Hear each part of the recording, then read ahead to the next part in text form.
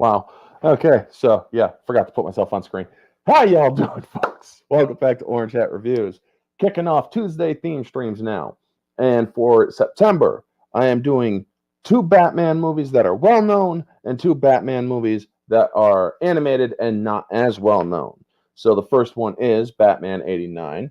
And before I get started, I want to let people know if you want to support my channel, I do now have super chats and whatnot active, and my channel is partially monetized. It gets fully monetized when I hit 4,000 hours, so please help get to 4,000 hours so I can also generate ad revenue and whatnot. Times are tough right now. We could all use the support. And also, if you want to support my channel just by leaving likes, sharing the streams, that is also cool. I am not asking anybody to send me super chats. I do want to clarify that. If you want to, it is up to you. And also, my schedule, I have videos coming out. I just put out a video before this stream. If you want to check it out after, that's awesome. It is Did the Meg 2 ripoff Sharknado 6.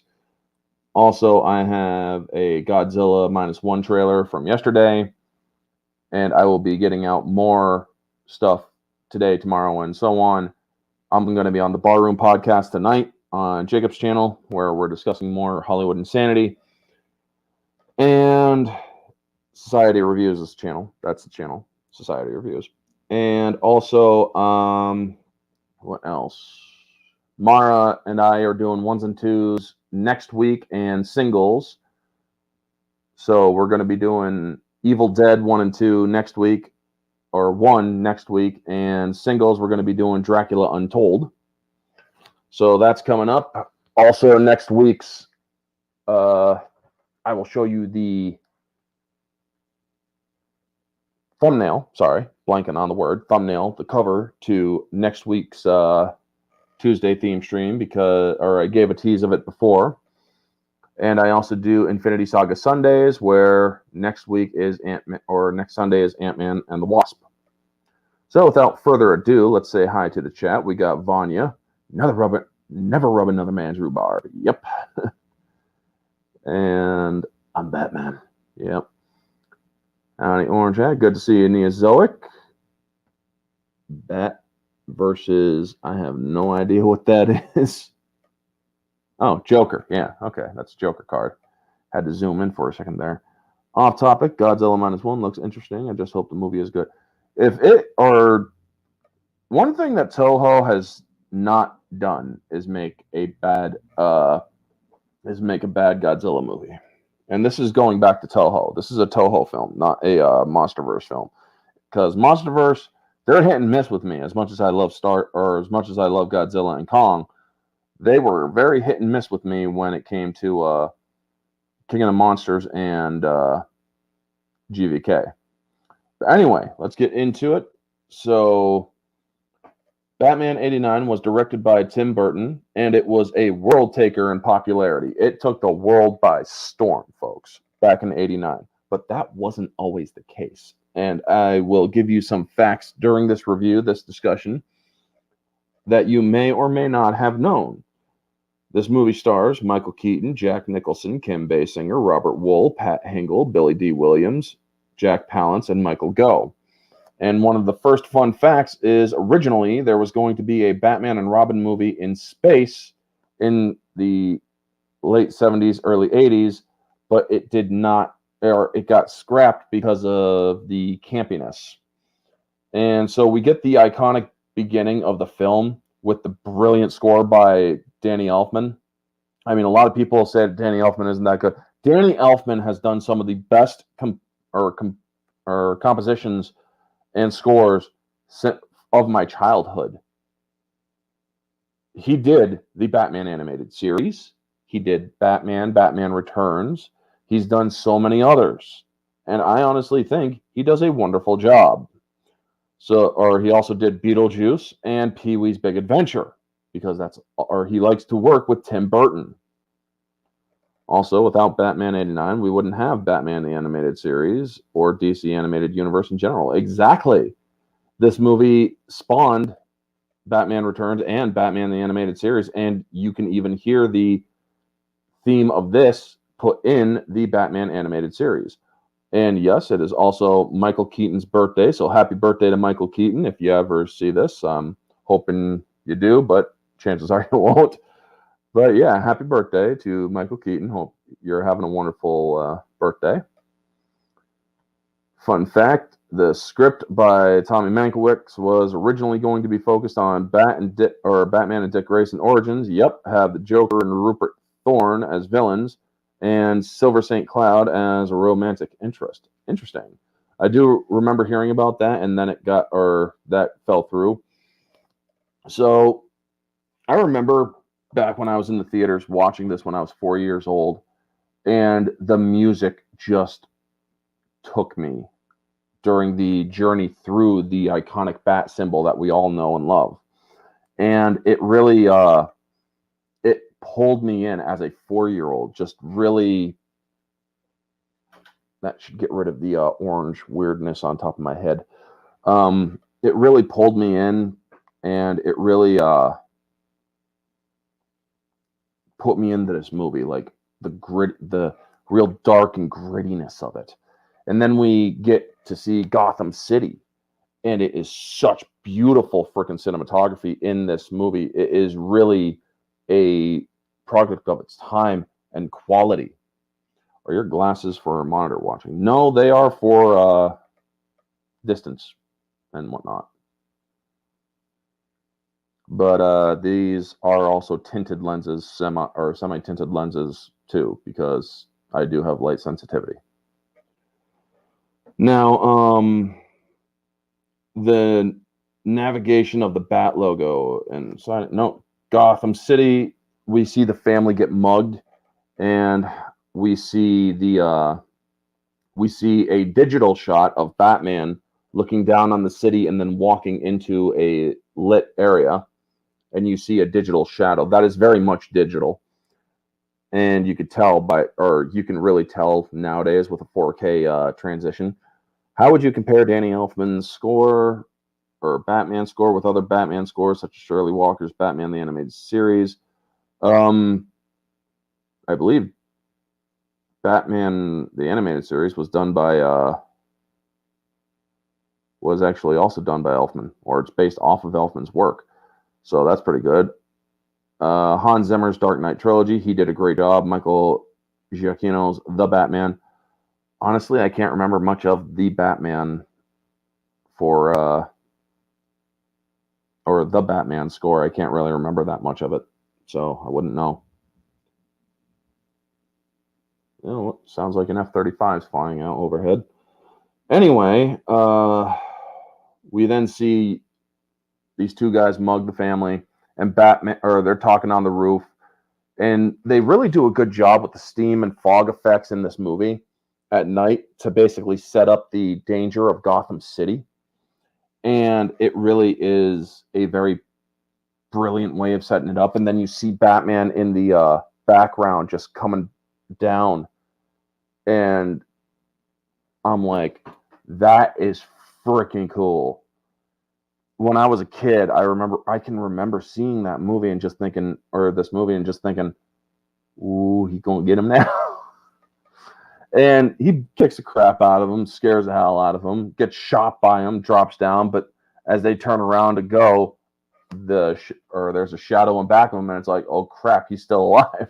So he kicks one dude through a freaking doorway, uses the batarang on the other guy, and he brings him to the edge. Now, if you look at his feet really closely, folks, product placement in this movie, Batman wears Nikes. Yeah. And he's like, don't kill me, man. I'm not going to kill you. I want you to do me a favor. I want you to tell all your friends about me. What are you? I'm Batman. Now, that iconic line is thanks to Michael Keaton, because the original script actually has him saying, I am the knight, and then throwing him. Where there is a comic based on this movie that actually has that line put in it instead of I'm Batman. So, yeah. We then see him go off the roof, and the other guy is high as a kite and scared as shit, and like, what the hell just happened? You know? And we then get the mayor's presser with Harvey Dent. Now, this is my first, or this movie was my first introduction to Harvey Dent. So honestly, I always thought that he was black to begin with, but it turns out that may not be the case. But this movie does not have wokeness in it. This movie was just done, or it was based on meritocracy, where the person's merit and acting ability led to them landing the role. Billy D. Williams is a great Harvey Dent and a great actor, and he plays a district attorney that is trying to get crime under control in Gotham, and he does a good job at it. How would I compare Batman '89 suit with other live-action Bat suits, such as Dark Knight trilogy suits? One for Begins, second one for the later two films, DCEU suits, and the Batman suit. The Batman suit was meant as a first year one kind of, or year one, year two, so it was grittier. This is a Batman who is already established, so his suit is meant to be more flexible, but not really. I mean, the Batman '89 suit, you couldn't turn your head like this. You could only turn it like about this much, and that was it. Which they did a joke about that in The Flash, when The Flash was using a bat suit to, or the younger Barry was using a bat suit for it. Yes, I recently saw The Flash, and no, I was not that impressed with it. I did like the Batman scenes. However, they were a bit campy in some areas. And I ended up canceling Max because of it, because I honestly had no more reason to use Max. Not for $16 a month. I mean, that's going to help me in the long run because, well, the future is uncertain for me, folks. But anyway, continuing on, we see that the mayor is also promising to get organized crime out of Gotham. Gotham is now 200 years old. Organized crime has been embedded into Gotham. So they're going to now go after all of the stores and shops that are fronting for the mob. Well, we then get introduced to Jack Napier and Alicia Grissom's, or his boss's girl, how him and his boss's main squeeze are basically going behind, or having an affair behind Grissom's back. And it's like, if this guy was any close to Grissom, I'd have ripped his lungs out already. And Jack Nicholson just plays Jack Napier so freaking well. Honestly, he does such a great job playing both a mobster and the Joker, because they actually did the whole Joker was a mobster. One or two of the inspirations behind this movie was The Killing Joke and The Return of Batman from the 80s. And later on, they would become animated classics in the DCEU or AU. And so then we are introduced to the cops wrapping up the scene that Batman was at, and we get Knox, played brilliantly by Robert Wool. And I gotta say, Knox played it very well, man. And I was a person who watched the CW Arrowverse, and when they did Crisis of Infinite Earths, seeing Robert Wool as Knox for one last time was pretty cool. But in the '89, he was really he played Knox very vibrantly and whatnot, and is like, hey, thanks for the tip, man. And you see Eckhart, who is a corrupt cop. He's like, oh shit, Knox. And he's like, oh, I hear we got another bat sighting, and this is like what, the eighth in a month, or the eighth one in a month. So basically, Batman has been active for about a month or two, and he's all right, let's see here. 8 sightings at this point. There's what they said. I don't know if it was a month that he said. And Eckhart is like telling frickin' Knox to beat it and tell him, don't print this shit, or it's already bad for your already worthless reputation. And then he goes and meets with Jack Napier, and Jack Napier's number one flunky, Bob, played by Tracy Walters. And I have a fun fact on that later on. Sean Young, famous for playing as Rachel in Blade Runner, was originally going to play as Vicky Vale, but was replaced because she was injured in a horse riding accident. Yep, I do remember hearing that about that too. Thank you, Neozoic. And so we're learning that there's an over-budgeted parade for Gotham City in 200 years, and he's like, or the people will show up when I have Grissom in a courtroom. I promise you that. And the Commissioner Gordon and Harvey Dent are like, we're already $250,000 over budget for this damn thing, and we haven't seen one balloon, you know? So another fun fact, 1983, the two owners of the rights, Robert Michael Oslin and Robert Melnick, would have done Batman in 83, but the studios wanted the campiness aspect of the TV show. However, they did not. So, where the rights owners wanted the darker and grittier movies, John Peters and Peter Gruber would become investors to see the vision of the Dark Knight be made, and then Warner Brothers Studios also finally invested in it too, and they ended up getting full control over it. So then we are introduced to Vicky Vale, and I gotta say, Kim Basinger is hit and miss on this. She does a really good job with the acting. However, her character is also screams a lot and chuckles a lot and whatnot. So she has good acting talent. However, I would not say that she is one of the top actors ever or actresses ever. How would I compare Danny Elfman's Batman score with other scores such as Spider-Man 1 and 2, Edward Scissorhands, Pee Wee Herman's Big Adventure, Nightmare on Elm Street, or Nightmare Before Christmas, rather, and The Simpsons? His Batman score is iconic. The others are nice, good, and here and there, but his Batman score is truly iconic. You cannot get much better than that.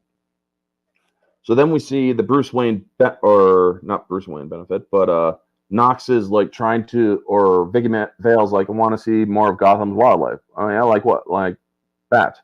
Who sent you? And she's like, no. I'm really interested in this bat story, you know? And he's like, okay, so you're a visionary.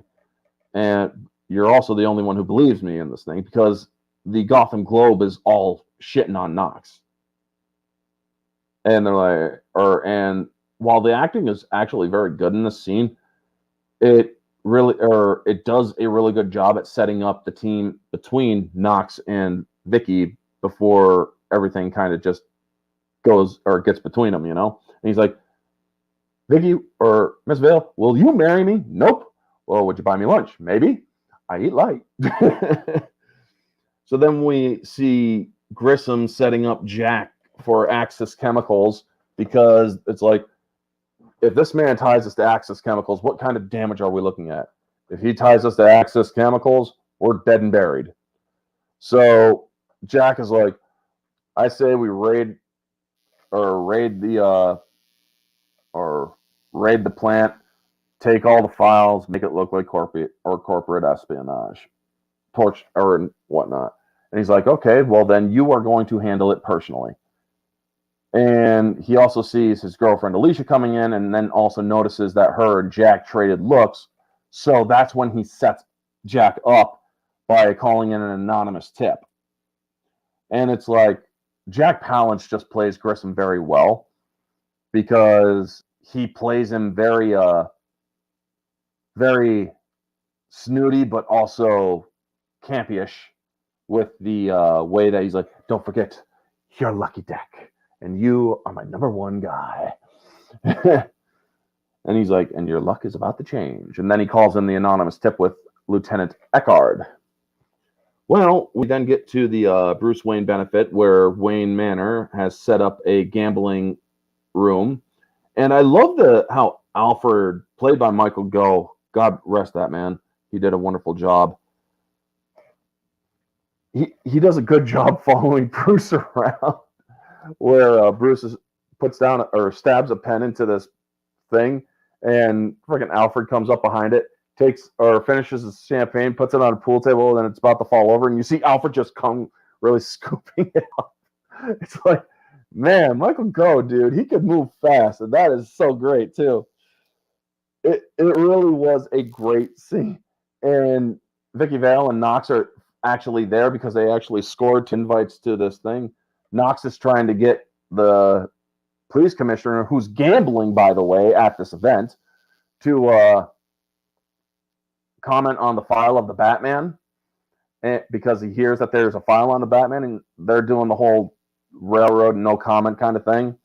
And so is Dent, and then the mayor's like, no comment, because Gordon got pulled to the side and telling about the anonymous tip.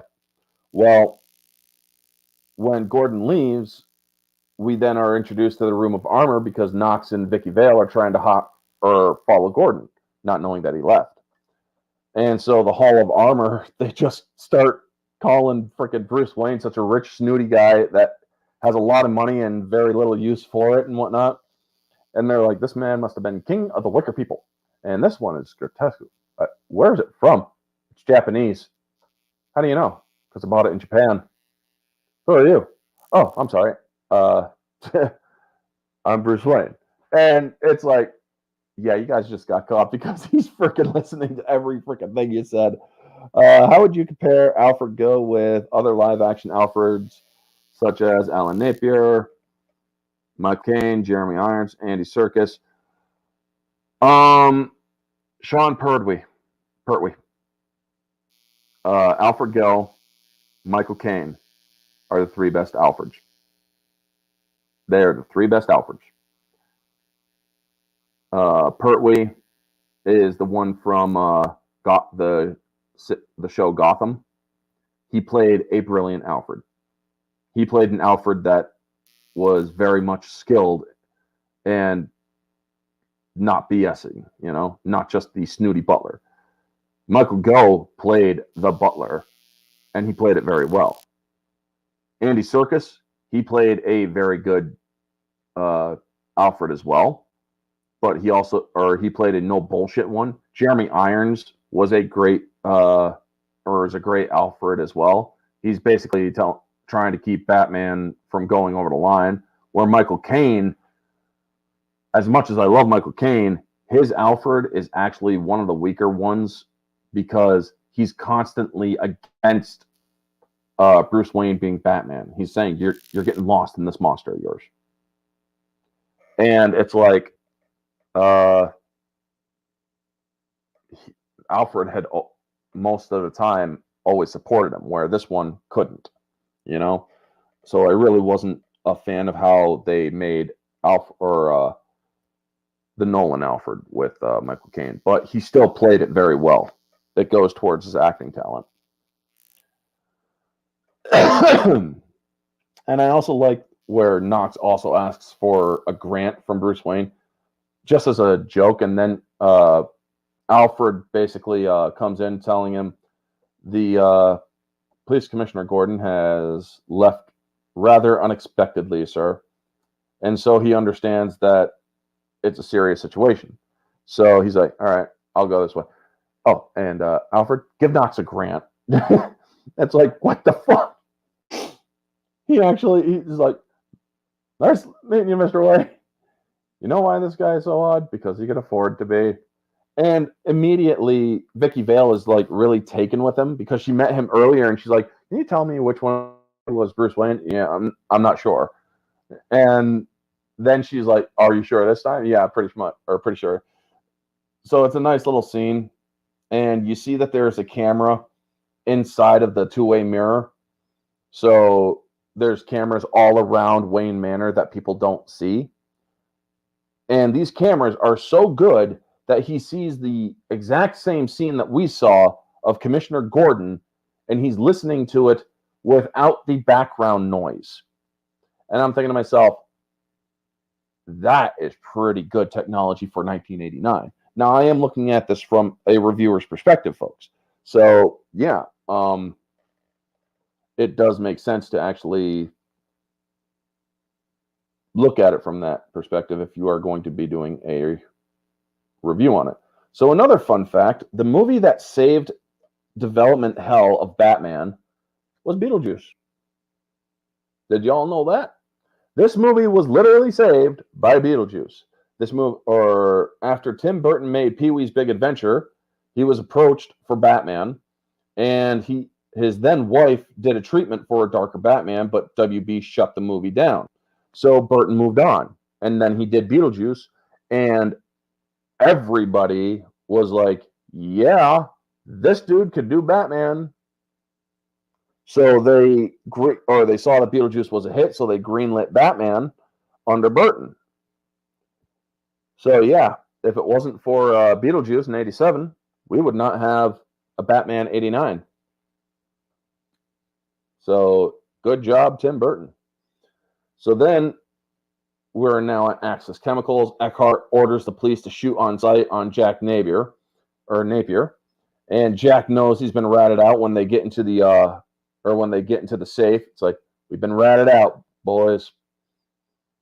Let's get out of here. Well, Gordon then arrives, and Eckhart's like, are you trying to ruin the bus or the bus? I run things around here, not Grissom. And then he takes the bullhorn from Eckhart, and he tells him, he's like, anybody who fires on Jack Napier will have to answer to me. I want him alive. So if they get him, they can nail Grissom to the wall if they manage to get Jack Napier. Well, we all know that doesn't happen because we get the nice moments where Batman's knocking out people. And I love that one scene where he's at the edge of the wall and then just goes like that, knocking one dude out. And he gets a clear shot on Jack Napier. And he lifts him up and he's like, Jesus! But because of that, Bobby was smart enough to know that if Napier was in danger, they needed the proper leverage. So he puts a bullet or gun to Gordon's head, and he's like, let him go or I'll do Gordon. Well, that is enough to get Batman to let him go. And he's like, nice outfit. Well, he's looking around for Batman, can't see him. He sees Eckhart instead and kills Eckhart. And then Batman's back there. Basically, it's like, you shouldn't have done that. So he goes to shoot Batman, and he brings his arm up like this where his shear spikes are, which deflects the bullet off of the wall and straight here into his face. So what are my opinions on the criticisms of not focus on Bruce Wayne Batman? Honestly, this movie was the selling point for a Batman film. There is actually some focus on Bruce Wayne in this movie because they do give the small background of Bruce Wayne. They give some Bruce Wayne scenes on his or when he goes to the alley and his relationship with Vicky Vale. So honestly, I think it's not really nothing really of any consequence with the non-focus because it's non-existent. There's no non-focus of Bruce Wayne. There is a balance in this movie. How would you compare Keaton with the other live-action Batmans, Adam West, Christian Bale, Affleck, Patterson, Kilmer, and Clooney? Well, Michael Keaton is of the top three Batmans. My Batman top three is Bale, Keaton, and Affleck, because I like how he played Batman in Batman versus Superman. I'm a fan of BVS. I liked it, and I thought it was well done, and I thought he did a good job. Where another Batman that I like, which is a voice actor, is the one from the DCAU, the Irish actor. Can't remember his name, but he did a great job with it. And I got a message here, folks, so hold on one moment. Let's see here.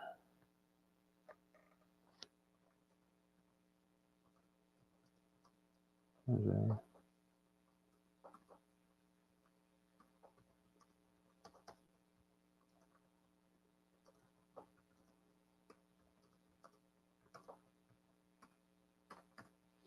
There.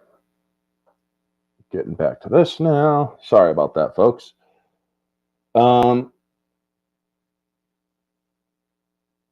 Now, another fun fact, or wait, scratch that. We're not at another fun fact yet. So he deflects the bullet right here. He tries to save Jack Napier, but ends up slipping out of his hands because of gloves and whatnot.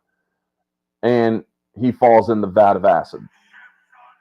God dang it. There we go. Okay. So we then see that he also survives because you see this hand with bleached white skin and tar on it. So we know that Jack Napier has indeed survived, but we don't know the damage, only that his hand is ghost white, almost kind of like this on here with the lighting and whatnot. I'm very pale right now. So we then see Knox and Vicky are trying to track the bat, but she ends up having a dinner date with Bruce Wayne and this super long table. And I'm thinking to myself, why would you have a table this long? I mean, you literally have to yell down the table, could you pass the salt? And there's a nice little joke, and we get Alfred telling them a nightly tale of Bruce getting riding lessons where Bruce knocked Alfred off a horse by accident, spraining his ankle and covered in mud. So then they end up having a nice night together, Vicky and and it's a nice scene too, where he talks about, he's like, he loves you a lot, and he's like, Alfred is my family, and I don't know where I wouldn't be able to find my socks without him. And it really is a great scene between Bruce and Vicky, and they move away from it to show that Jack Napier's getting surgery from a back alley medic, and we get the first laugh, where we don't see, or he pulls off the bandages, but you don't see his face. The scene was played very freaking well. And he ends up shattering it, laughing, getting the hell out of there. And we then have another cut between Bruce and Vicky, where they're heading up the stairs to bed. And then we get the Joker showing up at Grissom's place. Is that you, Sugar Bumps? No, it's me, Sugar Bumps. Jack, oh my God, you're alive. I thought you were dead, fried. You set me up over a woman. A woman! Sorry if I hurt anybody's ears. But he just plays this role so well, and keeping him in the silhouette, but seeing just a little bit of his face because his face is all white.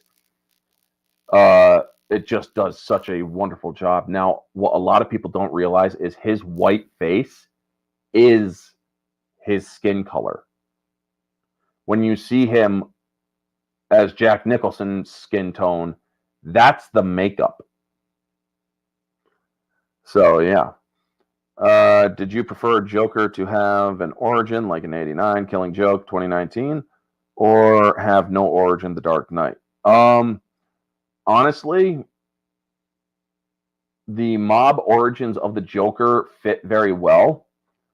But also the Dark Knight Joker by Heath Ledger is more of an anarchist, but also very well trained in things like psychology and whatnot. He does a wonderful job. How would I compare Nicholson's Joker is the top Joker. Heath Ledger, I would say, is the number 2.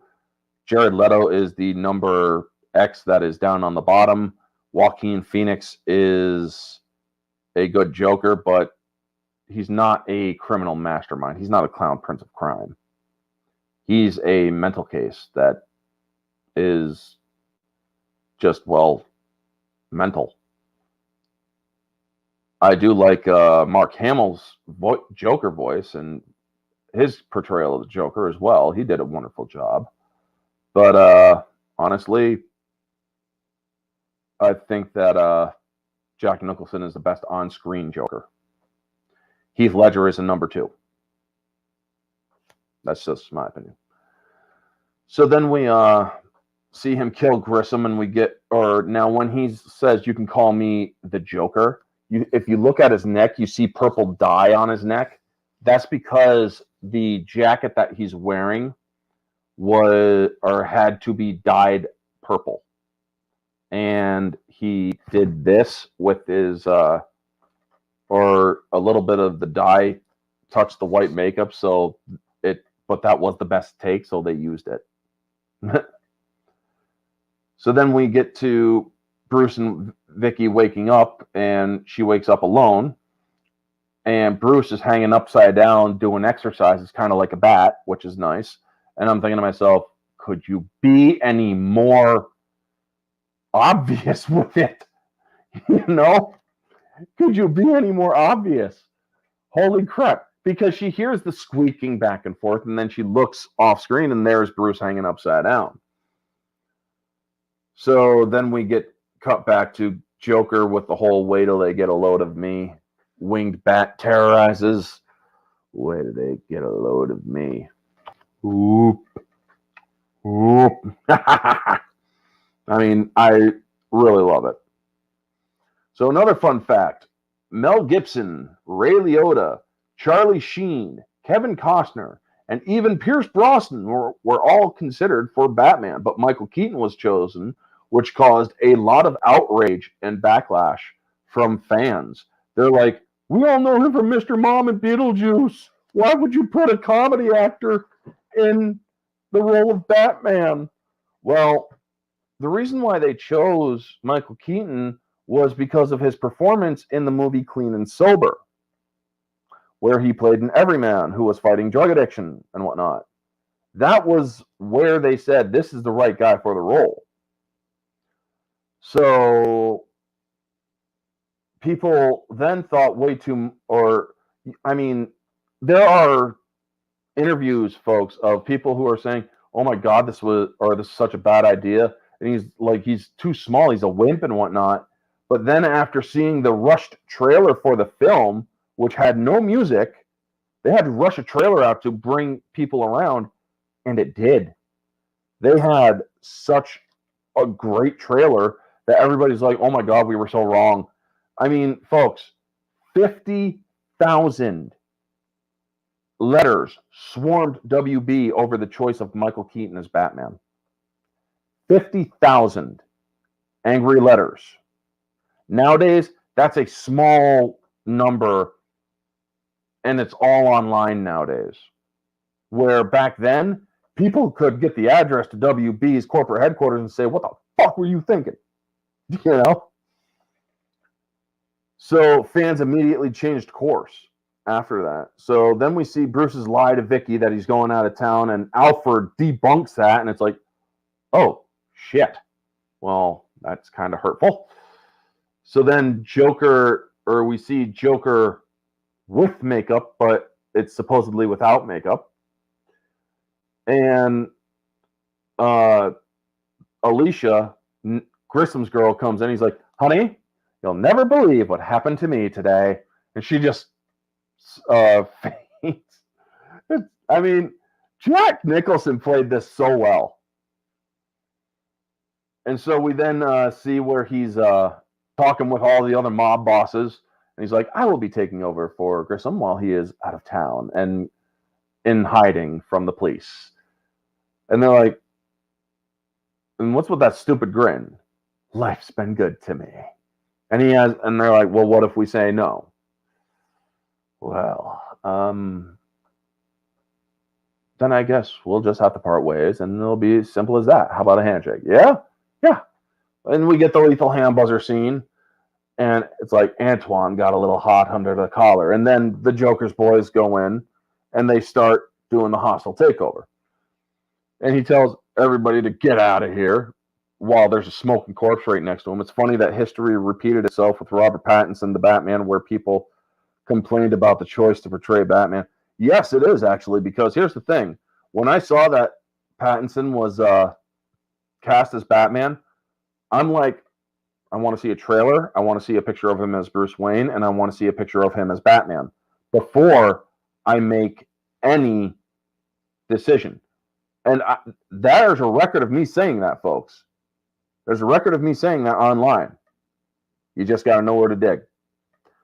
And, well, I then saw the trailer, the tease of him in the bat suit, and then I also saw him as Bruce Wayne, which was a not speaking part of Bruce Wayne.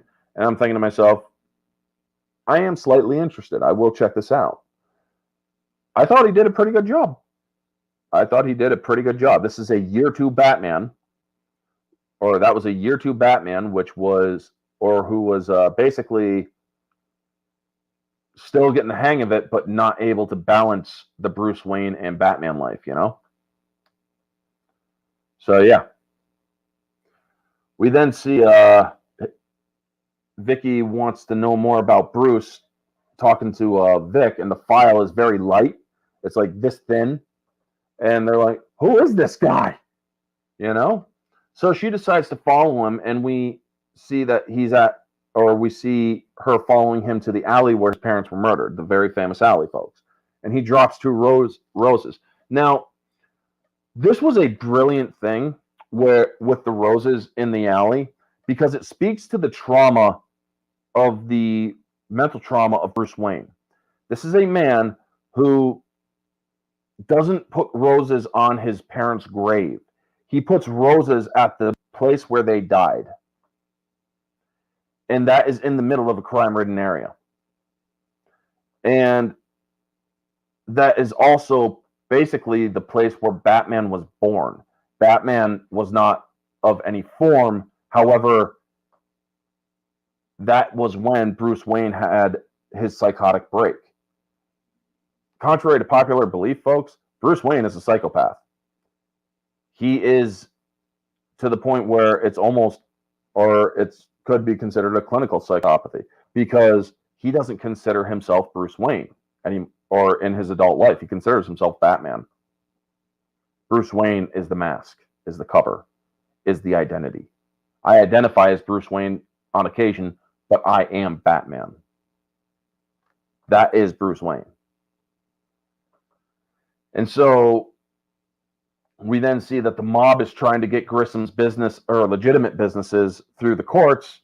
And we see the mime clowns heading in, and Bob is taking pictures of Vicky, or of Knox and Vicky Vale and Bruce Wayne. And we then get the Joker, who admits to the crowd that he killed Grissom. And then he takes a pen and darts it right into the mobster's neck right here, and ends up killing him. He's like, the pen is truly mightier than the sword. And that's when the mimes that were all hanging around end up opening fire. And you see this look on Bruce's face as he's in the crowd, because he recognizes the voice, he recognizes that voice and face. But we don't know why yet. If you're new to this, you wouldn't know why yet. So then he walks right up. You see a bullet nick his jacket, and then you see him go right up to the window of the Joker before he pulls away, and the Joker's like, and Vicky Vale shows up, worried for Bruce. He turns around, looks back at Napier, and then turns around again. It's like, what the fuck are you doing here, kind of look. And then he walks off angry. And when people are, let's see here. So then they're talking about a bat vigilante on the news. And we see the famous boxer glove punch hit the TV. Batman, can somebody tell me what kind of a world we live in where a man dressed up as a bat gets or steals my press This town needs an enema. So then he gets home, and Alfred's like, I'm relieved to see you home, sir. Vicky Vale has been calling, and he's trying to get him to be in a relationship with Vicky. Alfred knows that Vicky very much digs Bruce, and it might be good for him to have a relationship. He's like, well, then, Alfred, why don't you marry her? That's not quite what I had in mind, sir. We have a problem. I just learned that Jack Napier's still alive. And that's when Bruce's or Alfred's face goes taut and like, oh my God, no, really? And so he's like, I'm going to need the file on my parents right away, sir. He knows that he's not talking to Bruce Wayne right now. He's talking to Bruce is in Batman mode without the suit right now. So we now get to another fun fact. Jack Nicholson was always the number one choice to play the Joker, even though Tim Curry, Brad Dourif, and even David Bowie were considered. Robin Williams lobbied but failed. John Lithgow auditioned successfully, but he got cold feet. And Burton originally wanted John Glover, who plays Lionel Luthor in Smallville, but he was too unknown at the time, so they didn't have him. So they went with Jack Nicholson. So it's like, holy crap. But I'll tell you a little bit more about Jack Nicholson later, folks. Getting back to the movie. Vicky is looking into the alley, or asks Knox to look into the alley and see if there's any tie to Bruce Wayne. And the Joker is doing photo trimming and starts falling for Vicky Vale. So then we see the Joker at Axis Chemicals telling the person down on the conveyor belt to ship 1 million, or he's like, have you shipped 1 million of those things? Yeah, ship them all. We're going to bring them out a whole new door. And then we get the news report, which shows the news lady laugh insanely and then die with a grin on her face. And 2 beauty models ended up dying with grins on their face. And that's when the Joker takes over the television and hacks the feed.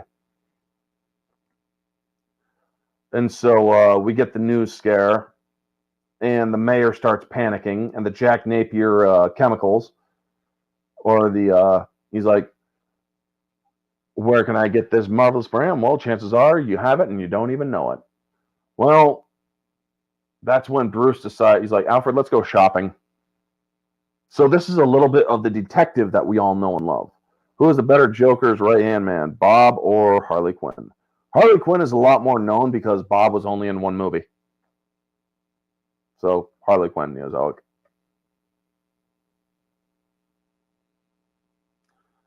So yeah. We then see how the mayor is panicking and still wants the festival. He's like, I don't care if I have to put a gun to people's heads to get them there. And then we see the museum set up where the Joker is retouching the paintings and killing everybody, where the gas is purple instead of green. And then he meets Vicky. And I love that. It's like crap, crap, crap, crap, crap. Oh, now that's art. The bodies, the skulls. It's like he's just getting turned on by it. And it really is a good scene where he and his crew are just wiping out the museum of art. And Bob goes to knife a painting, and he's like, leave this one, Bob. I kind of like it, because it really is kind of like a Mothman, kind of very dark and gritty artwork. And so we then get the shot of Alicia taking off the mask, and we see that she had acid splashed on her face. And, well, Vicky didn't react too well about that. He's like, well, I'm no Picasso, but do you like it? I'm the world's first functioning psychopathic artist or homicidal artist. Oh my God. It was just great. And she's like, what do you want? My face on the $1 bill. You must be joking. Do I look like I'm joking? Oh no. Well, so then we see the Joker posy acid thing, and she puts water in his face, and he does the whole I'm melting bit. And you can actually see the makeup melting off of his face onto his gloves. So when he turns, his face is white. Again, folks, he has to put makeup to make his skin look like it's skin tone, not white, because his skin is bleached. And then he puts on the red lipstick for his to complete the look. And we get Batman dropping in, and I love that. Or he puts the thing right in front of Joker, and it goes like this, and he's like, and then he's the split cord, and he's like, hold on, where does he get those wonderful toys? Now, when I originally saw this movie, folks, I originally thought he said, get me those wonderful toys, instead of where does he get those wonderful toys. So, how would I compare 89 Batman with other Batman films? Batman 89 is good. I'm a fan of Batman Begins and The Dark Knight, but not Dark Knight Rises, although I do find it entertaining. The Batman is not as good, and Batman v Superman is decent. Animated films, Mask of the Phantasm is top tier, as is The Return of Joker for Batman Beyond. And other DCEU movies, well, I have two of those in the theme streams, so you'll see them later on. Let's see here. We then see that the Batmobile and the car chase. I love the Batmobile and that how it has shields, which was pretty cool. And then we get the weight gimmick, because you see some great chases, and then you see how the gadgets and whatnot, and then the weight gimmick. He's like, how much do you weigh? About 108. Hold on to me. And so they're going up to escape the bad guys. However, they stop midway, and he's like, that thing on my belt, grab it. Whatever you do, don't let go. So she gets whizzed up there, and he falls to the ground for everybody, starts fighting him, and then he gets shot. Well, Vicky is looking out, and then looks down just as they tell him to take off the mask, starts clicking the camera. You see a bunch of film being shot on of Batman kicking the crap out of him, and I love the ninja guy that comes in with the rubber swords that are very much sling metal, very light metal that is just hard enough to really get the job done, but very rubbery or very wobbly metal. And he does a pretty good job, but then the guy comes up again and then just takes a boot to the face, and he's out cold. Now, there was a deleted scene where Bob actually tries fighting Batman, and they actually filmed it. But in the movie, we see and Bob's like, just throws the knife down and runs. So we then get back to the Batmobile as the police are looking at it, and the truth behind Joker's chemicals. He's tainted household items with Smilex with Smilex, and that's what he calls it, Smilex. So he's like, hairspray won't do it alone, but hairspray mixed with cologne or perfume will be toxic and kill you. So that is why you then see the news people later on when Batman tells him to deliver that report to the press. And the press, you see, don't have makeup anymore. You see that this one female reporter who has replaced the other dead one is looking pretty gaunt because she's so tired. And the male reporter is disheveled because he couldn't get his hair product in or wear cologne. So they're like, avoid the following combinations: cologne, hairspray, yada, yada, yada, yada, yada, yada. And then you see she's like, why did you bring me here? You could have brought this to the press. You're right, but you have something I want. And what is that? So then you see his wings come up, or his cape come up, and the bat's flying around. And then she wakes up or face down in her apartment. And so she checks her boobs where she hid the film. And he's like, oh, he took the film. So she's got no pictures of Batman. So, yeah. And the news doesn't know what to make of Batman, and now the Joker's like, I have a name for my pain, and it is Batman. And so he shoots the TV. So another fun fact, Nicholson had terms and conditions for playing the Joker, which included a certain amount of hours off during the shoot, hours off or time off to see Lakers games. His friend Tracy Walter had to be cast in the movie as Bob. And due to him being underpaid, he only got $6 million for it. He wanted a cut of the box office and the merchandise earnings. Dude, and he made somewhere between $50 and $90 million. So it's like, holy shit. Do you prefer henchmen have their own personality, like Bob, the sword guy, the big guy, and with the sunglasses who fights Batman in the end, or just a bunch of mooks to get beat up? I prefer ones with different personalities because that keeps a hero having to have a more versatile arsenal. It sells the heroism a lot more when you have henchmen who are different in many different ways, who are individuals instead of just the regular mooks, as you put it. So then Alfred suggests that Bruce come clean to Vicky about who he is, and then we get the visit where he visits Vicky, and he struggles to tell her, and he's about to tell her, but the Joker shows up, and we get the very famous line, "Have you ever danced with the devil in the pale moonlight?" Because Bruce kind of goes with, you want to get nuts, let's get nuts. And he's telling him that he knows who he is, that he's Jack Napier, and that he literally tells him about Jack Napier's own freaking background. And Jack Napier's just listening with rabid interest.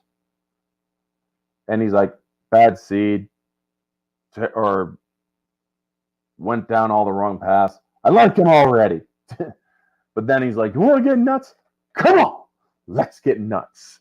Now, before that, you also see that Bruce grabbed a serving tray, which is, I think, like silver or something, and what we don't know is that he hid it inside of his jacket and shirt. So when the Joker tells him, he's like, have you ever danced with the devil on the pale moonlight? What? When he says, what? That's more than just a, like, what did you just say? Or what did you say? That's more of a, wait, what did you just say? Because he recognized that saying. And then he put it all together later. And then that's when the Joker shot him. He's like, I say that to all my prey. I just like the sound of it. Boom. And it really is a lucky guess where Bruce put that tray, because when the Joker just swung down to pull the trigger, and that was it. He didn't really take aim. He could have shot Bruce in the head, and that would have been the end of it. But yeah, luckily it didn't. So then the Joker leaves, and Bruce has also disappeared, and the tray protected him from the bullet. And Knox and Vicky learn the truth about Bruce Wayne and the alley. She's like, oh my God, his parents were murdered in that alley. And the kid saw the whole thing. And they do a close-up of young Bruce in the paper. And it's like, I've seen that look before in front of the courthouse. Oh my God. She realizes immediately, she's like, oh my God, I know who Batman is. Also, James Rolfe, aka the Angry Video Game Nerd, points out that Batman and Joker fought each other 3 times, but different persona. Batman versus Jack, Joker versus Bruce Wayne, and Batman versus Joker. That is true. That is true. Batman versus Jack, Joker versus Bruce Wayne, and yep, that is true, because in the museum, he actually does not fight the Joker. He just grabs Vicky to get the hell out of there. So there's not really a fight. So that's a good thing, or that's a good catch from the Angry Video Game Nerd.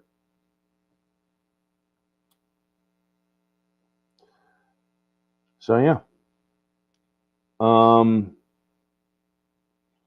The mayor decides to postpone the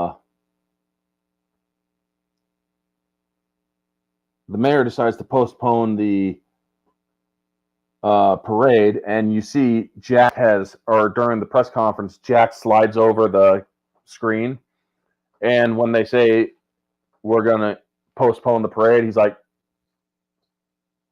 Joker here. And he starts saying that he's going to there's been a lot of bullshit stories about me. I mean, yes, I've done some bad things and whatnot, but what I am not is a killer. So it's like, yeah, covering your legal ass. But he's like, we're going to commence the festival, and I'm going to drop $20 million in cash on the people of Gotham. We're going to have balloons and whatnot. And the mayor's like, we are not prepared to make any deals. And then he makes the challenge to Batman. Hold on one moment, folks.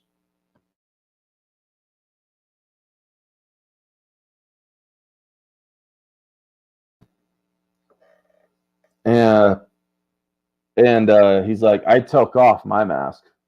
Now let me see you take off yours. And we'll fight it out, or we'll duke it out in the city. Well, then Bruce Wayne pauses it and literally remembers the night his parents died. And at the hands of Jack Napier, who does the whole, have you ever danced with the devil in the pale moonlight? It's a very kind of slow motion bit there. But then he's like, see you around, kid, because the other guy panics because, well, Jack just shot. Now, Jack was like 15 when he shot Bruce's parents. He was a kid. But he was also about to splatter Bruce all over the frickin' pavement, too, with the gun. So then he comes out of it, and Vicky Vale shows up in the goddamn cave because Alfred brings her into the cave. And it's like, can we try to love each other? And he's like, I've tried to make sense of this. I can't. This is the only thing that makes sense to me. And he's out there, and I have to go to work. So it's like, are we going to try to love each other? And why won't you let me in? You got in. He's literally admitting he does love her too, but this is who he is. It's an uncompromisable position he is in. I can't stop being Batman. Nobody else can do this but me. So we then get the fun fact again. Gotham would be constructed in Pinewood Studios, London, because California was the original choice, but the media were being too invasive and changed that. Burton also changed from the blue and gray to all black with no tights in favor of latex for the armor. And the shoes were Nike product, or for product placement. And the logo that he has on his chest was changed slightly because they were afraid of licensing issue worries. But they ended up getting the license, and it was already too late. So yeah, they had already begun doing the whole licensing issue. Or licensing, and you end up getting the traditional Batman logo on the front of the VHS that everybody knows and loves, as well as the bat signal and the Batwing. So now Batman busts in the Access Chemicals to blow up the place, missing the Joker. And this is where I start doing fun facts in between one or two things, folks. That was such a great scene because the wheels, for the longest time, folks, I was not aware that the shields or the bombs that were the shields were on the wheels instead of the front end, even though I've seen it a million times. It's like, I'm now just noticing this. Oh my God. Opinions on the criticisms they made Joker to be the one who killed Batman's parents rather than Joe Chill. Honestly, back then I didn't know anything about it. And I am not a person that does a lot of deep diving into comics. So as long as Bruce Wayne's parents die, it doesn't matter who killed him, in my opinion, as long as his parents die and he becomes Batman. Having Jack Napier or Joe Chill, who knows? The guy that was with Jack Napier could have been Joe Chill for all we know. Or it could have been Bobby. Who knows? Maybe Bobby's real name, or maybe Bob is just an alias for Joe Chill. Who knows? Maybe Jack Napier is was a name or an alias for Joe Chill. We never know. So then we get the him at Access Chemicals blowing up the place. So apparently there's 4 wheels on the Batmobile and there's 4 bombs. He lets them all loose at or inside Access Chemicals, which blows the place up to hell. And I'm thinking to myself, damn, dude. So then we get the other experience, or another fun fact. The experience was hell to make this movie. The budget ballooned from $30 million to $48 million. Script rewrites were needed, but the writer of the movie was participating in the writer's strike. So there was a writer's strike in 88 or 89. And then we also had 20 minutes of filmed reel that was stolen, which got the police involved, and it's not known whether or not the film was ever found. So there's possibility that there is a film reel out there with 20 minutes of Batman filmed on it somewhere. So then we get to the balloon parade, and we all know that Prince did a lot of songs for this. I mean, he did like a 9-song album, which only 3 made it into the film. And then we get the actual Joker gas, Smilex gas, which is green. And he's like, who do you trust? Money, money, money. Hubba, hubba, hubba. Who do you trust? Me? I'm giving away free money. Now, if you look at the money really closely, folks, it's Joker money. It's fake money. So he's like, and where is the Batman? He's at home washing his tights. Well, actually, no, because the Batwing just flies overhead. He's like, Winged Avenger takes battle and finds me prepared. Bob masks. And then he's like, and now it is time that I relieve you all of your meaningless and worthless lives. But as my plastic surgeon always said, if you gotta go with a smile. And so then he triggers the gas. And we then get Batman stealing the balloons. My balloons! He stole my balloons. And the Joker gets so pissed off that he ends up killing Bob. And he's like, we're going to need a moment alone, boys. And so then he faces Batman. He's like, come on, you gruesome son of a bitch. Come to me. And Batman targets the Joker. The missiles are all missing, and so is the freaking minigun. Because the Joker is a singular person, and the guns strafe by him, and it's like, at least one of them would have hit him, at least, in the law of averages. So, yeah, he ends up taking out this big old freaking revolver, checks it, aims, boom, ends up shooting down the Batwing in front of a church. So another fun fact, the movie was done by both Danny Elfman and Prince. Elfman for his work on Pee-wee and Beetlejuice, and Prince for his popularity at the time. Burton was against Prince joining the film's music sequences, but he relented afterward due to the studio being very insistent on it. Vicky and Joker in the church. So we also see that Batman is injured when he gets out of the Batwing, because he literally falls over, tipping over all the church things you sit in, the rows, they all tip over, and it tips off the Joker that they have a visitor.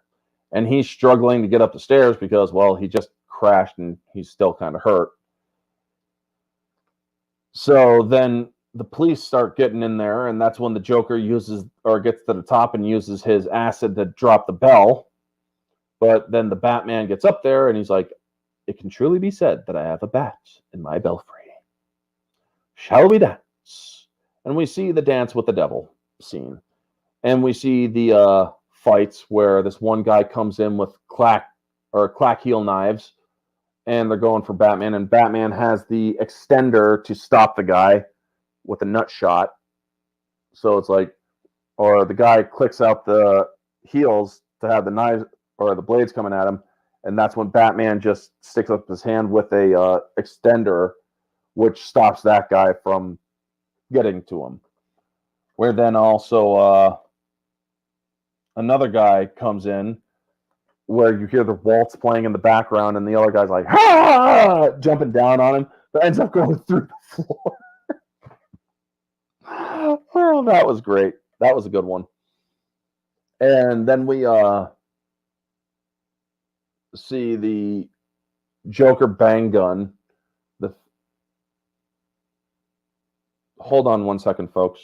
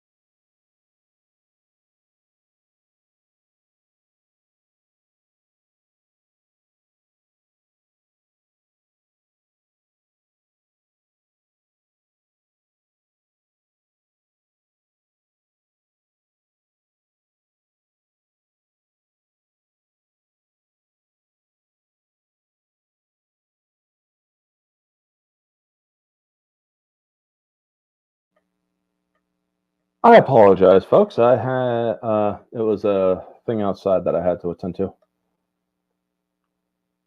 Opinions on the people's criticisms of not just 89, but also Batman Returns. Batman killing people despite the rule that Batman never kills. That was a bullshit rule. Batman is known as the Dark Knight, and I never heard of that rule until Batman Begins, because I've never heard of that rule. Also, he killed in Batman Forever, and he killed in Batman and Robin. I mean, if you're punching through something and punching a person hard enough, that could kill him. Also, Two-Face died by the event of Batman throwing coins at him to trick him and cause him to fall. So yeah, I'm not buying it that Batman had that rule unless somebody can point out that rule in the comics before 89. I'm sorry, I just no. So then we get the fight between the bigger guy, the black guy with the shades, at night. I wear my sunglasses at night. I mean, it's like, why are you all wearing sunglasses in a dark belfry? You know? So then we get Batman interrupting the dance after he's finally beat the guys, because he hits that guy actually gives him a good run for his money, but then gets thrown down the bell tower. It's like, how else are you going to stop these people? You know? I mean, knock them out, sure, but then they could come to at the wrong moment. Sometimes you just got to put a person down. That's why I like how he is the Dark Knight. He's the anti-hero. He's a vigilante. So then we get Vicky Vale dropping down, doing a whole kind of sexy thing with Joker, because sunglasses make you look cool. Yeah, true enough. And so we then also, folks, make sure that you leave a like button, or as the banner says, beat up that like button. So we then get to Batman delivering the same line. He's like, excuse me, you ever hear Dance with the Devil in the Pale Moonlight? And it's like, oh my God. He's like, I'm going to kill you, you idiot. You made me. You dropped me in that vat of chemicals, remember? And then he starts getting thrown around and whatnot, and then hit again in the face. And he comes off and like, oh my God. And he spits out the clacking jaws and then tries hitting Batman in the suit. And you actually see it. It goes like poof or boom, like that small that boom, boom, because of how solid the suit is. So you could tell that the shot really went as hard as he could, and he ends up breaking his hand, or he ends up basically busting his hand. He's like, oh my God. He's like, you made me, or I made you. You made me first. You killed my parents. And he's like, what are you talking about, man? I was a kid when you killed parents. I made you. You half said you made me. It's kind of funny. You wouldn't hit a guy with glasses on, would you? Would you? So then he just punches him over the edge. And, well, that's when the Joker grabs both of them, drags them over. And so they're hanging out. And it's the climax. And then we see him. He's like, let me give you a hand. And it's a fake hand. Lend you a hand joke. And we then have the... yeah, damn it. And then we have the guys trying to get him, or his Joker guys trying to get him with the helicopter and the ladder. And he's like, sometimes I just kill myself. Isn't that a beautiful idea? So when the Joker's getting hauled away, Batman uses his grappling gun and hooks it to him, and then hooks it to the gargoyle. So we all know what's about to happen. Napier falls and dies with the laughing bag, which was also another gag used in frickin' The Flash. It's like, yeesh. So then they're about to get up there, but Batman is clearly injured from all of his endeavors and crashing, so he couldn't lift Vicky up all the way. So he grabs her and uses the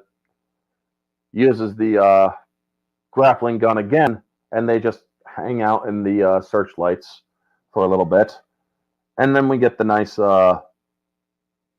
ending bit where they give the people of Gotham, or where Vicky Vale's walking away from the press conference where they're reporting that the Joker and all of his men are rounded up and that the Joker is dead.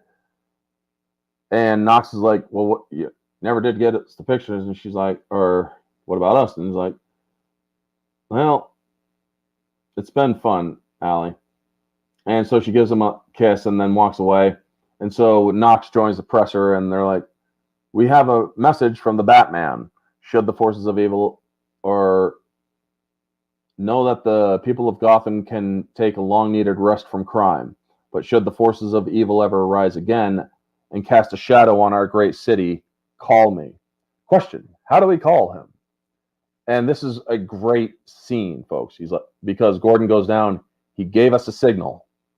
And you see the bat signal for the very first time in live action, which is so freaking great, man.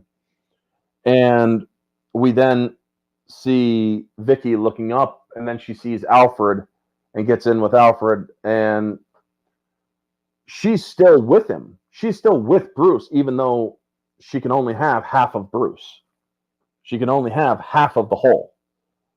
But she's actually willing to be with him. That's the thing that a lot of people don't realize. If this movie ever was a one-off, Batman got with Vicky Vale and stayed together with her. But only for a time, because eventually she would leave, because it was addressed in Batman Returns that she took off. She couldn't deal with it anymore. So we then have this beautiful crescendo score as it's going up and showing Batman looking at the bat signal, and then we get the end credits. Now, another fun fact of deleted scenes that include the climax would have had, or originally would have had, circus performances with the Flying Graysons, in which the parents would also be killed by the Joker, making both Batman and Robin essentially trauma brothers because the Joker killed both their parents, which it was scrapped. And it also would have set up a sequel with Robin being in it. Vicky Vale was supposed to be killed in the climax, which would have flown or had Batman fly into a rage to kill the Joker. The I Am Batman line was originally supposed to be I Am the Knight. Instead, he changed it. A surrender scene at Axis Chemicals was filmed where Batman put his hands up but still managed to escape. I have to head out. Take care, Orange. Thank you so much, dude. Good day, good luck, peace out, and stay safe. Yep, you too. And I'm almost done here. So, also, another scene where Knox was found on the street with Batman's cape, leading the police to think that he was Batman. And the money the Joker gave was fake, and the Bob fight scene that I told you all about earlier. Hey, Right Kitty, how you doing, girl? Always a pleasure to see you. You're catching it on the end here, but thank you for stopping in. So that is Batman 89. How would I rate it out of 10? Objectively, I would put this movie well cut and well put together. This movie is a solid 8.5 to 9 out of 10. Definitely. Tim Burton did a good job with it. Subjectively, it is a 10 out of 10. I really do like the 89 Batman. And moviegoer, it's a 10 out of 10. It keeps you in your seat. It's entertaining. It's a great movie. It's a darker and grittier Batman story, you know. And so that is going to be the stream today, folks. Tonight I will be on the Barroom podcast with my buddy Society Reviews and the Barroom crew. And next week, I did say I would bring up the thumbnail for next week's theme stream. So just let this load. Sorry, it's taking so long. Let's see here. Come on.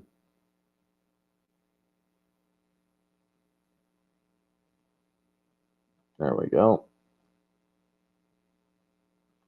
And let's see here. Let it load. Alrighty. So next week we do have The Dark Knight, but I want to show you guys the thumbnail. So, because I put a lot, believe it or not, this thumbnail took a bit to do. Share screen.